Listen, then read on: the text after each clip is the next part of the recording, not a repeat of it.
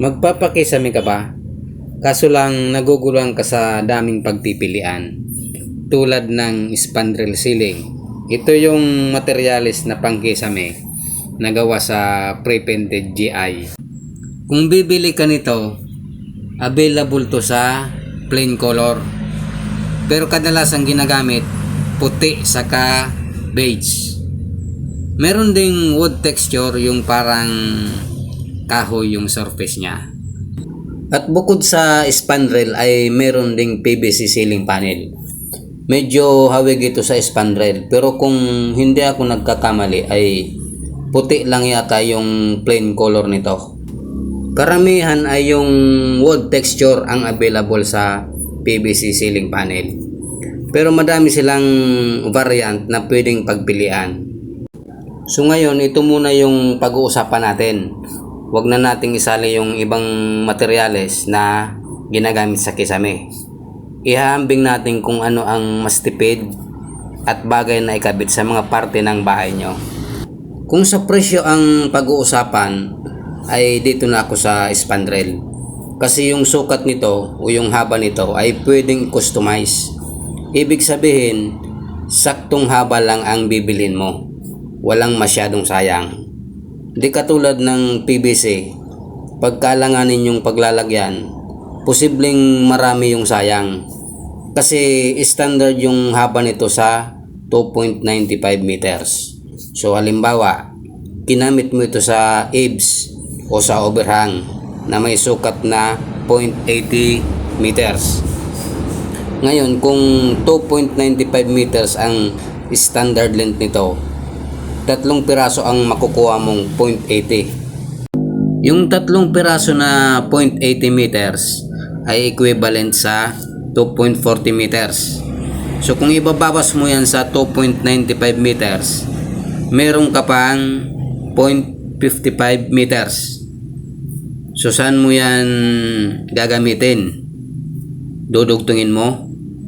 Pangit po yan pag may dugtong. Kung malaki yung paglalagyan mo, maraming 0.55 meters ang sasayangin mo. Ngayon, lapatan natin ng presyo para magkaalaman na. Yung isang panel ng PVC ceiling ay nagkakahalaga ng 300 to 360 pesos per piece. Yung lapad niyan nasa 25 cm. Meron namang mas mura dito, pero yung lapad niya 18 cm lang. Pero yung length, yung haba, ganun din. Standard yung length niya, 2.90 or 2.95. So gawa natin ng computation. Halimbawa doon sa nabanggit natin na 0.80 meters. So 3 ang makukuha mo sa isang panel ng PVC ceiling. Yung coverage niya 0.75 meters. So pag spandrel yung ginamit mo, gagamit ka dyan ng 8 piraso kasi 0.75 meters eh. Yung total ng 8 pieces na 0.80 meters na spandrel ay 6.4 meters.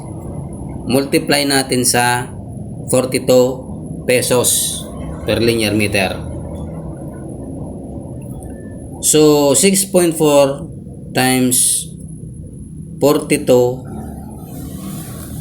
lumalabas yan nasa 268.80. Kahit sabihin pa natin 45 pesos yung per linear meters ng spandrel, di pa yan naabot sa 300. So mas mura pa rin yung spandrel. Kaya lang din, yung spandrel ay talagang pang outdoor lang. Mainit kasi ang pag ginamit mo sa loob ng bahay. Yung PVC naman, pwede sa indoor at outdoor. Ang problema lang sa PVC, pagka ginamit mo ito sa exterior ceiling, ay medyo madaling kumupas. Kaya mas maganda, interior lang talaga. Kaso, dapat ibabagay mo yung design sa sukat nito. Dapat walang dugtong.